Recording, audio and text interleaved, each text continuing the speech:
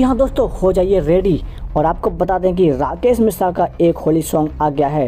तो दोस्तों आपको बता दें कि ये राकेश मिश्रा और साथ दिया है शिल्पी राज ने।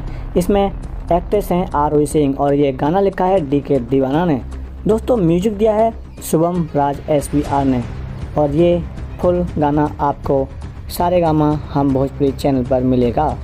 तो दोस्तों देर किस बात की है, अगर वीडियो पर नए हो तो वीडियो को लाइक करके चैनल को सब्सक्राइब कीजिए, क्योंकि हम लाते हैं भोजपुरी से रिलेटेड हर एक न्यूज़ सबसे पहले। तो दोस्तों राकेश मिश्रा का ये होली का सॉन्ग है। तो होली का सॉन्ग देखने के लिए सारेगामा हम भोजपुरी जाइए और सॉन्ग को एंजॉय कीजिए। मिलते हैं नेक्स्ट वीडियो में, जब तक के लिए सभी को दिल से लव यू।